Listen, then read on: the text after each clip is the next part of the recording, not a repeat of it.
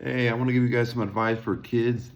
Specifically, there's a video for kids that's in high school or even younger than that. Um, and I want to give this advice because obviously I went through elementary, middle, high school, all that kind of stuff. But I also want to give it to you because if I could have changed things, done things a little bit differently, I would have. And but there's nothing I can do to change that now. There's like it is what it is. There's nothing I can do. I just have to learn from it, reciprocate some advice so you don't have to repeat what I did, and most importantly, just continue evolving myself. So I have a couple tips for kids that's in high school, middle school, even elementary school.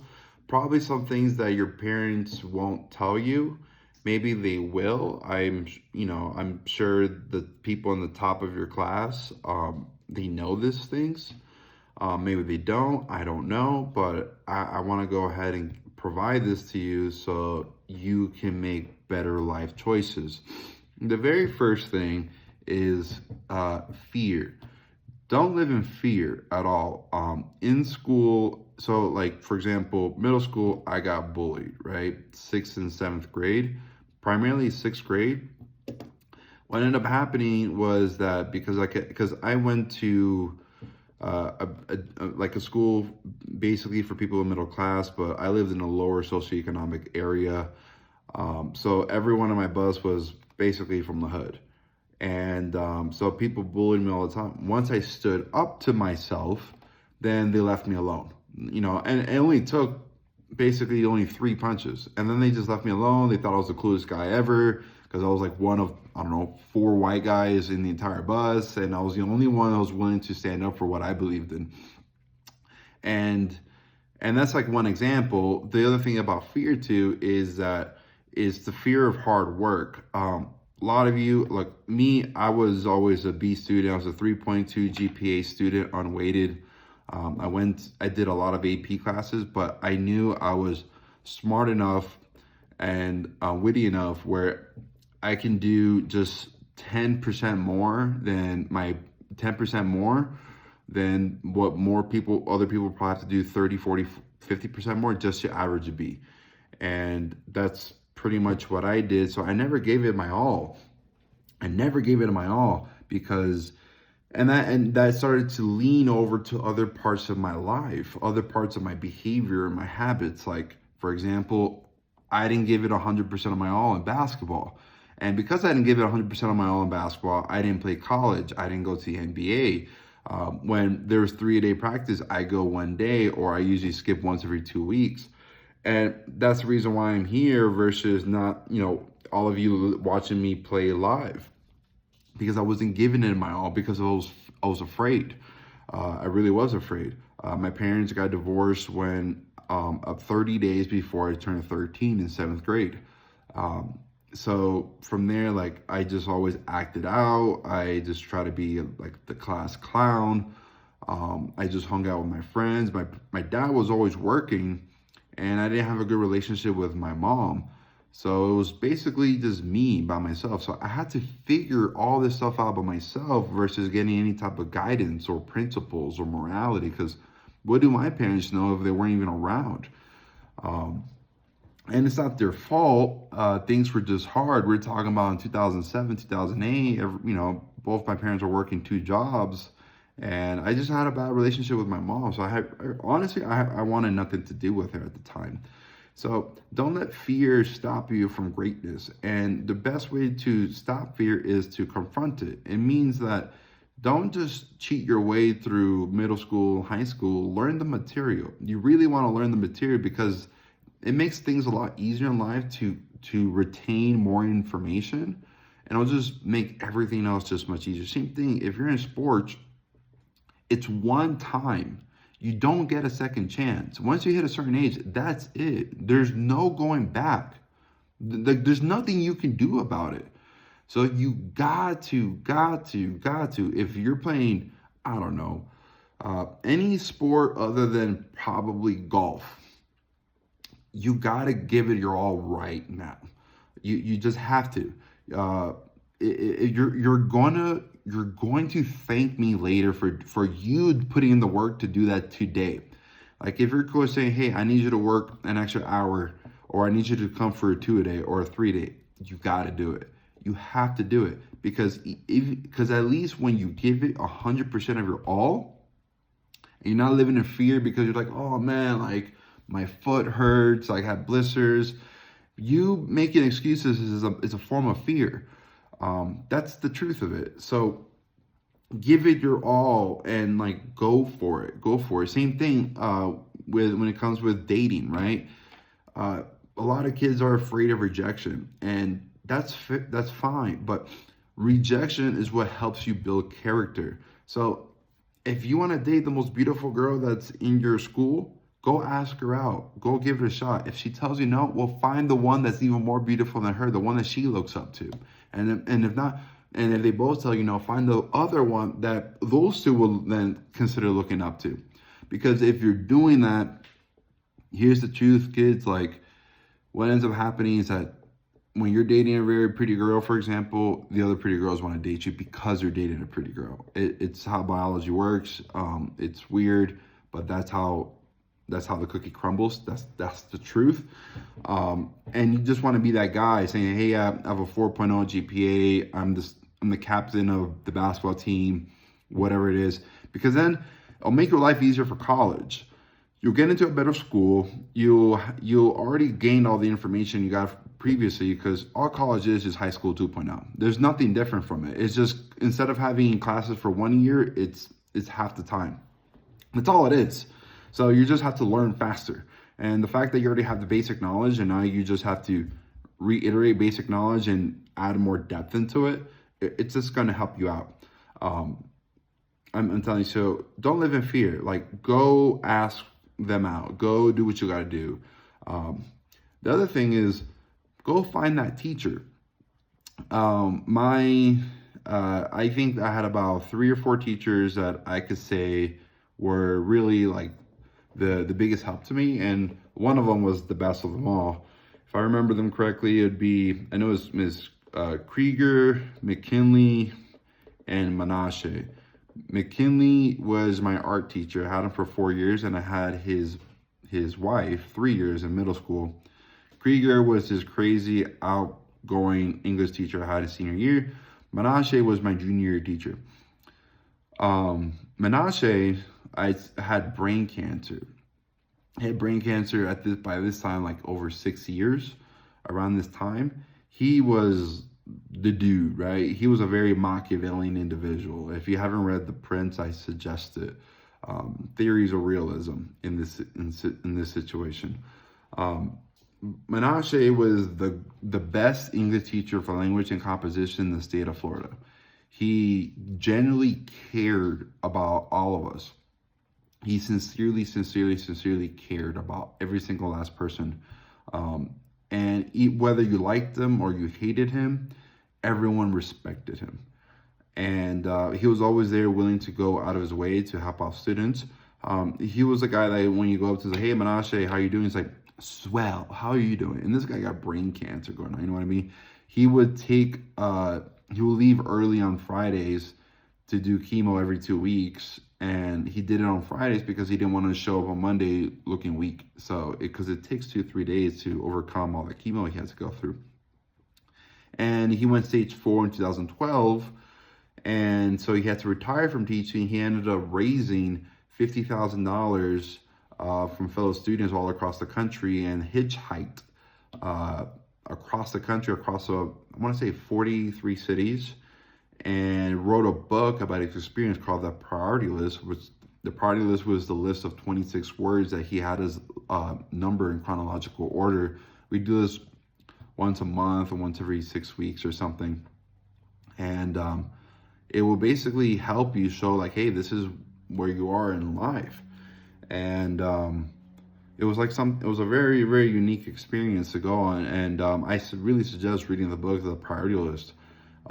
So I really go find that teacher that will help you, help you, push you to become a better version of yourself, because no one here is meant to live in mediocrity. and it's really important so you understand that that no one here is meant to live in mediocrity. And if any one of those teachers are telling you to live in mediocrity, tell them to go F themselves. Like, you don't need that. You just don't need that. And that's part of standing up for yourself. No teacher should be allowed to tell you or belittle you. None. And if that's the case, I'd report them to the school board. Like, not even the principal, because the principal might be full of shit too. So report them straight to the school board. That's not their job as a teacher. It's that's how it is. They're bullying you, and it's not right. Now, if you're one of those like kids like, oh, there's child abuse, this, that, blah, blah, blah, well, honestly, F yourself too, because truth be told,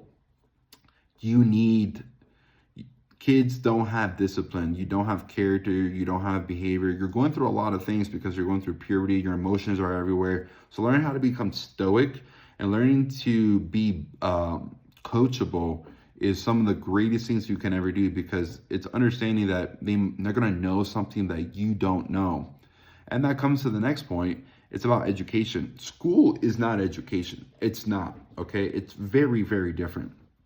Education means, there's a quote my brother told me a long time ago, and I've never forgot it. It's the mark of an intelligent person to ponder a thought, yet not accept it. In other words, whatever you're learning in school, truth be told, it's biased. In today's world, it's an agenda. So it's based off liberal agendas of wokeisms and, tarnishing and belittling men and making you believe in the socialist and communist belief system. And I didn't have that in school. I did not have that when I was going to school. So it's crazy how much things are changing. And so you have to then educate yourself. It's asking, is everything I'm learning here valid? Is it correct? Menashe, he taught me that, so I was a pretty poor writer, and just using his script and his structure, I became a phenomenal writer. The reason why I passed the AP Lang and AP Literature exam, because I'm horrible at test taking, was learning to write. And I'd get 8s all the time, 8s and 9s all the time, because once I figured it out, he gave me some tips. He's like, Robert, this is where you suck at, and this is what you have to improve on. And once I figured it out, it just became second nature to me. I got 8, and 9 in my Lang test, and I think I got like less than 50% of the multiple choice correct, honestly. I don't remember, but I remember it was really, really bad. And the reason why is because he taught us how to qualify.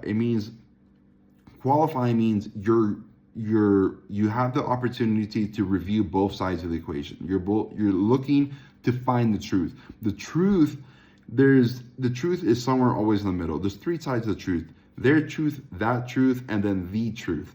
So you have to figure out where in the middle is the truth. And that's what education is all about.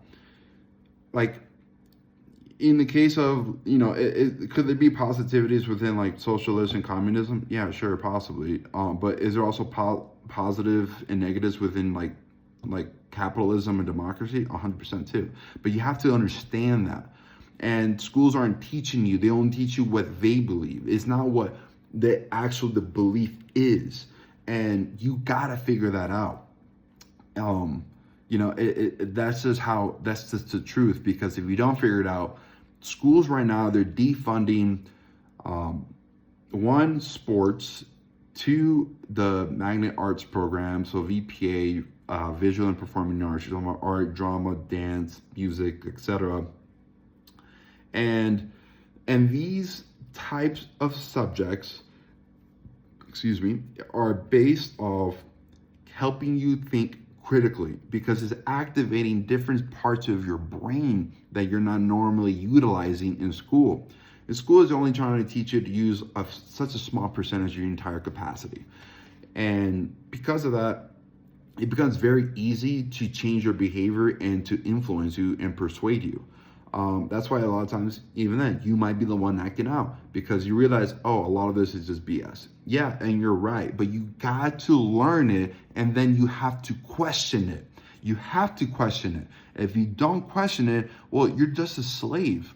Because, and that's just the truth. You have to question it. And the best way to question it is not to condone anyone nor criticize anyone, because that's what you do as kids. You know, like we don't understand the power of words just yet until you get older. So I suggest reading books like How to Win Friends and Influence People by Dale Carnegie and How to Stop Worrying and Start Living by Dale Carnegie. Best two books you could probably start off with, because these are human Bibles of communication. So figure out like, hey, you know, and especially it depends state by state. Like if you're in the blue state, their agenda is very different to a red state, and you got to figure out what's correct. You got to become purple. You just got to. And if you don't, well, this country is screwed. I'll give an example. Let's say, oh, you're 13 years old and you want to change your gender or chop your dick off or whatever. Why? Like that's an agenda based off the state. You know, like just ask yourself why. Like what are you being taught that's influencing your decision? Like is that necessarily correct? Now here's the way you can review it on a global scale, right? All I'm asking you is to ask why. What you believe in politically or policy wise or your opinions or whatever it is right now, is it applicable and duplicatable across the global scale?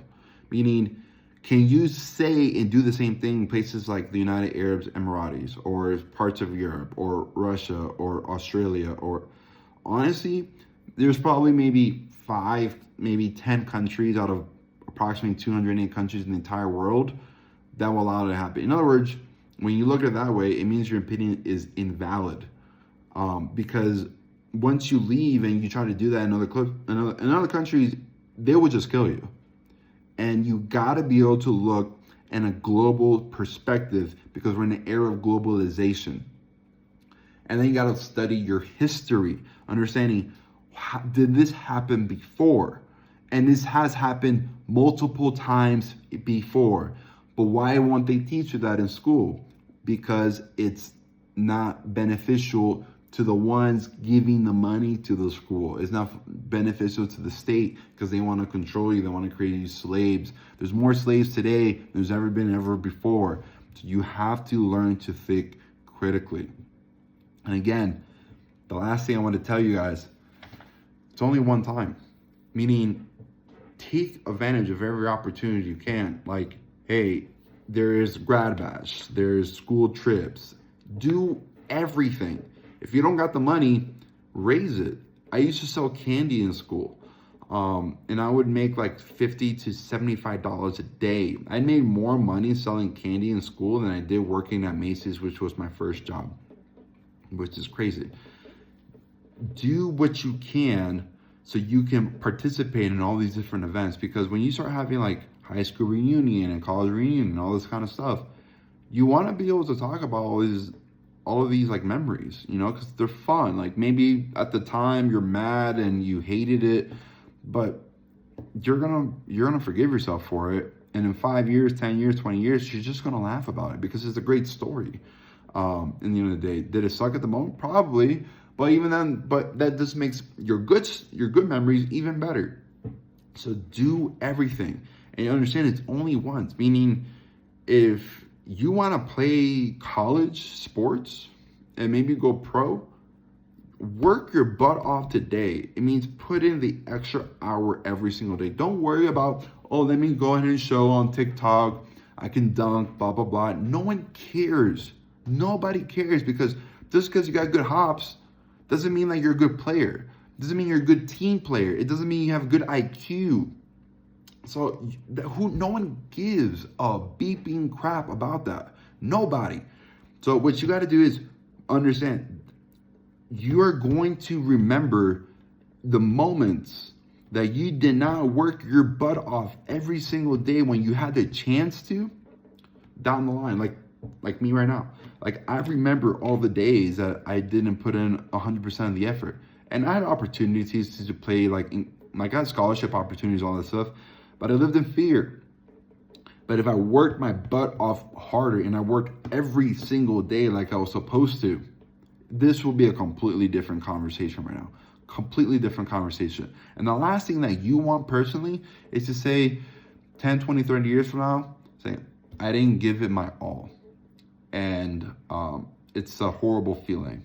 So do what you can now so you can live the life that you've always wanted. It's the best thing you could possibly do. Is it going to be difficult? Yeah, life is supposed to be hard. Hard work is supposed to be hard work. So work hard and doing what you can. Are there going to be days you're going to not even sleep? Yeah, for sure. But that's the price of success.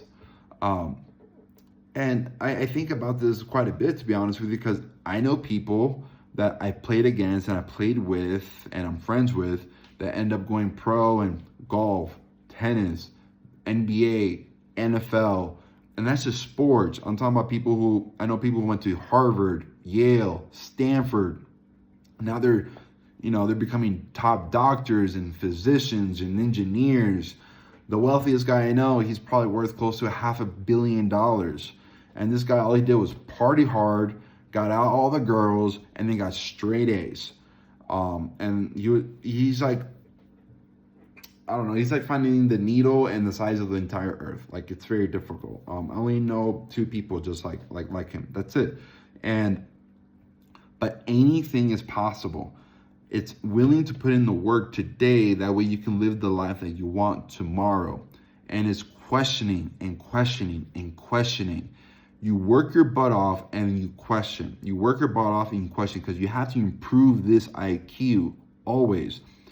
Always. This has to, it's not IQ, it's also EQ, it's FQ, it's emotional education, it's financial education, it's leadership education. Those education are probably more important than learning what 2 + 2 is using calculus. But you gotta know the basics. And once you can learn all that stuff, your life will just become a lot easier. Because the habits of working hard and thinking critically and learning to communicate with people better, it's just gonna make your life so much easier. So there's nothing wrong with being the class clown. Like, I was one of the jokesters in class, and I was a pretty good student. I could have been a way better student. I could have been a better basketball player. I could have been a better football player. But I didn't give it my all because no one taught me why it was so important. So, guys, I hope this helps you out. And kids, do your best. I believe in you.